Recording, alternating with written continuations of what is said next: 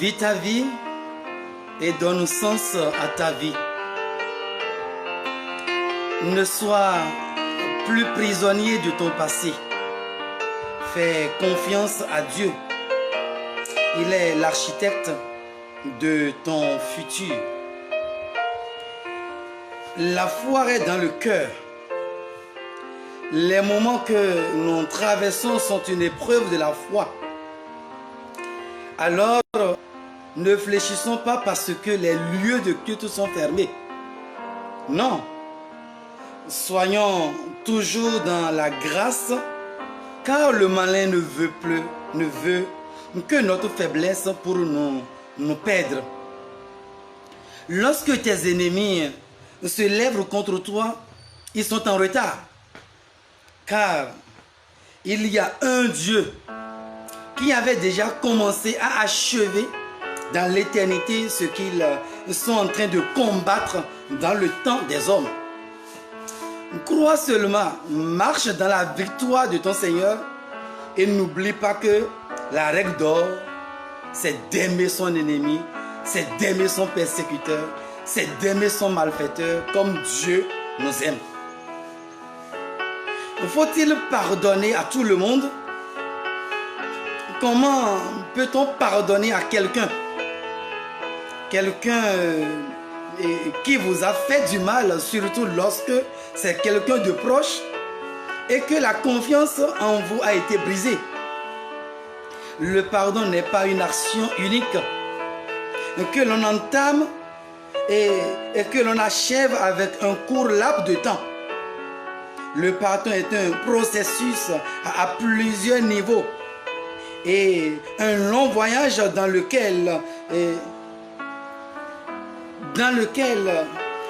on progresse en fait lentement vers l'objectif. Il existe 3 niveaux de pardon. 1. Nous ne voulons aucun mal à la personne et nous prions même pour son bien-être. À ce niveau basique de pardon, nous pouvons être encore bouleversés, blessés ou même en colère. Mais nous trouvons en nous-mêmes la force de ne pas espérer la chute de la personne et de ne pas ressentir un besoin de venger. Oui, un besoin de venger. 2. Nous cessons d'être en colère. À ce stade, nous ne sommes pas encore prêts à renoncer avec la personne la même relation. D'accord? À renouer avec la personne justement la même relation qu'auparavant. Mais nous sommes capables d'aller de l'avant et de laisser la chose derrière nous au point où nous n'éprouvons plus aucun sentiment de colère et de ressentiment. Mais attention, au moment même où nous chercherons véritablement à essayer en nous-mêmes de pardonner la personne, l'ennemi justement peut utiliser encore la même personne pour nous énerver, nous faire plus mal encore. 3. La restauration de la relation. À ce stade final, le pardon est complet. Non seulement nous avons pardonné la personne, mais nous l'avons totalement comprise et acceptée de nouveau. Nous sommes désormais prêts à être aussi proches d'elle qu'auparavant. Même si quelqu'un nous a fait beaucoup de mal, nous devons trouver la force de lui pardonner au moins en premier niveau. Le pardon, c'est divin, c'est pas humain. C'est Dieu qui pardonne en nous. C'est Dieu qui nous accorde cette grâce. Humainement, l'homme n'a pas la force de pardonner. C'est impossible. Donc, tout concourt au bien de celui qui aime Dieu. C'est quand nous refusons de pardonner. C'est quand nous refusons d'accepter. C'est compliqué pour nous. Tout devient dur pour nous. Et tout passe à l'impasse. Être totalement dénoué, être totalement libre de capacité de pardonner est un signe de cruauté. Vous souhaitez du mal à quelqu'un et désirer venger est une faiblesse. et de la personnalité qui doit être corrigée. On ne peut pas venger. La vengeance, ce n'est pas à nous. On ne peut pas dire du mal de l'autre. On ne peut pas détruire l'autre. Ce n'est pas à nous. Ce n'est pas humain. C'est méchant. Ça vient de l'ennemi. Ça vient de ce qui est impur. Ça vient de ce qui est obscur, des ténèbres. Chers amis, une forme plus difficile de pardon est la deuxième étape dans laquelle nous cessons d'éprouver nos souffrances et colères.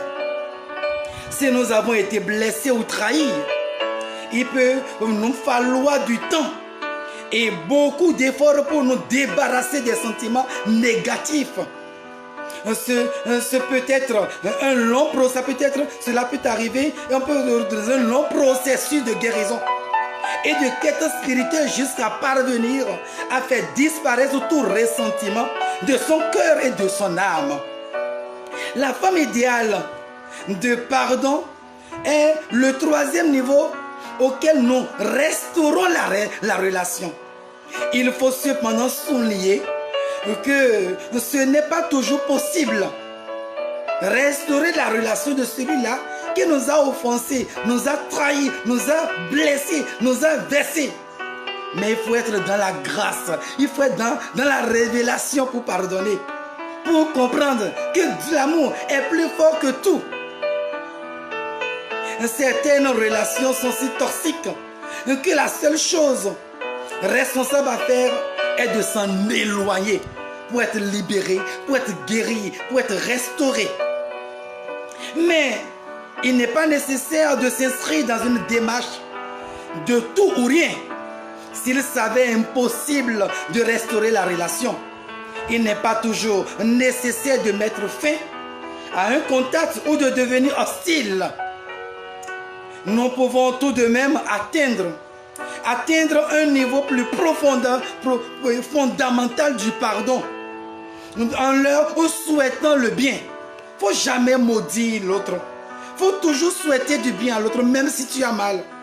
Offre-toi. Offre ton cœur à l'autre, à Dieu, parce que sans Dieu, tu n'es plus rien. Aime-toi comme tu aimes l'autre.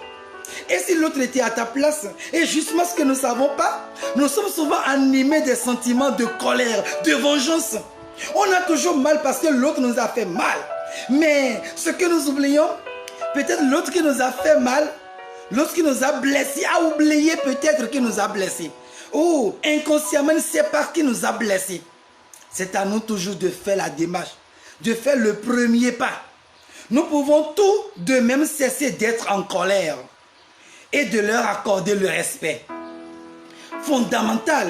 Nous pouvons tout de même les saluer quand nous les voyons et leur accorder la dignité que chaque humain mérite. Et chaque petite amélioration de notre relation, justement, est importante, d'accord, et a un effet profond et génère du bonheur, justement. Faites le premier pas maintenant. Savoir contrôler ses émotions est un grand signe de maturité. Même quand c'est difficile et que tu as envie de craquer, garde le silence. Parfois, l'ennemi veut te pousser à parler, de craquer pour connaître ta position, de dire à l'autre, je suis désolé, de venger, de marquer l'autre, de rogner l'autre, de l'humilier devant tout le monde. Ne lui donne aucune information te concernant. Même si c'est difficile, garde le silence et laisse Dieu combattre pour toi. Laisse Dieu opérer à ta place. Laisse Dieu marcher avec toi. Mais que c'est extraordinaire. Et pourquoi avons-nous peur souvent du surnaturel et nous vivons toujours dans ce qui est naturel? Usez de sagesse face à l'ennemi. Ne vous laissez pas distraire. Soyez vigilants. Votre adversaire, le diable, rôde autour de vous comme un lion rugissant et qui cherche quelqu'un à dévorer. 1 Pierre, chapitre 5, verset 8.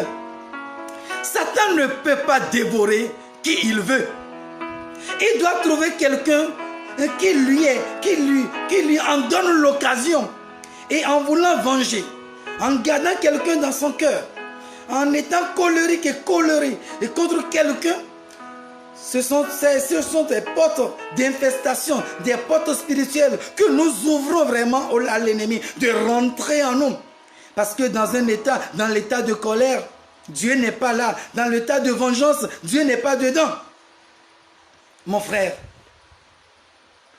ma soeur, nous la lui offrons, notamment lorsque nous manquons l'équilibre dans notre vie.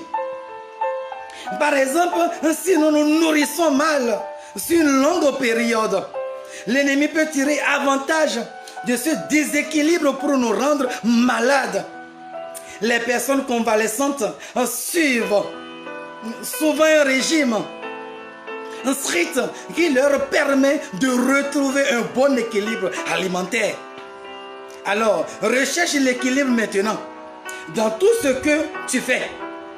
Et tiens l'ennemi à distance à travers ton comportement, à travers ton regard. C'est le temps pour toi d'arrêter de voir les choses avec un microscope. Trouve-toi un télescope, d'accord, et élargis ta vision. Ne pense plus local, pense global. Évite les personnes aux petites visions qui n'osent jamais évoluer et en même temps qui découragent et critiquent. Oui, celles qui veulent évoluer. Sois dans un environnement qui respire la grandeur, car il ne peut pas être une baleine et désire survivre dans une piscine. Tu as un Dieu grand, tu as un Dieu puissant, tu as un Dieu merveilleux, tu as un Dieu fort. Vois grand et fais grand, car tu es un grand. Cette année est ton année des grandes choses avec Dieu. Tu es né pour réussir et tu prêteras à des nations nombreuses, mon frère, ma soeur. Tu es né grand, tu verras toutes choses grandes et tu vivras grand. Paix à toi, va au large. À bientôt.